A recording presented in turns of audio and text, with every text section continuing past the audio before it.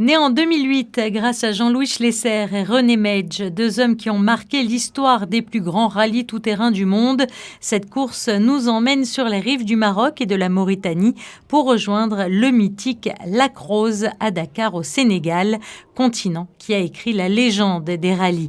Humanité, convivialité, authenticité, solidarité et sportivité, autant de valeurs qui seront mises en avant par les participants durant cette 15e édition de l'Africa Eco Race, un rallye qui se court dans la plus pure tradition. Il y a plusieurs valeurs. Moi, je suis né avec un moteur dans les somas, donc voilà. C'est pas ma première expérience non plus. Hein.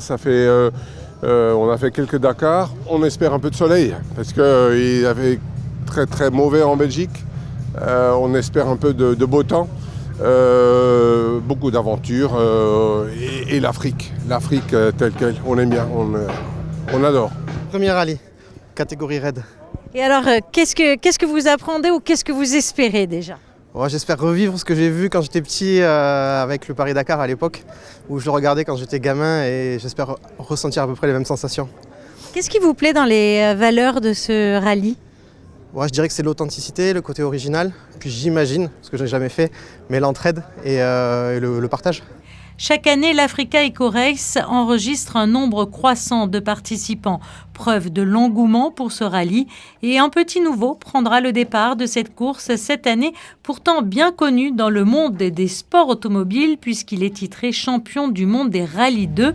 Le fils d'Yves Loubet disputera pour la toute première fois un rallye raid, une expérience que Pierre-Louis Loubet aborde avec beaucoup d'humilité. Première expérience dans le désert, donc voilà, on va expérimenter quelque chose de totalement nouveau, donc on espère qu'on va à peu près s'en sortir. Et alors, qu'est-ce que vous espérez justement pour ces 3 semaines de course ?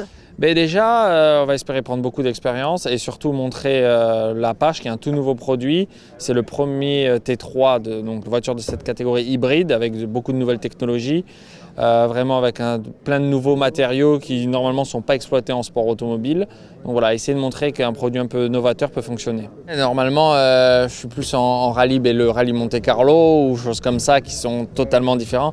Là, partir 3 semaines de course et faire des journées de 500 km, c'est 2 fois ce qu'on fait en championnat du monde normalement. Donc ça va être, je pense, impressionnant et j'y vais très humblement. Que ce soit en voiture, à moto ou en buggy, vous l'aurez compris, l'Africa Eco Race s'entraînera ses participants sur des pistes inédites, faisant la part belle au pilotage au cœur de paysages inoubliables, comme seule l'Afrique peut offrir.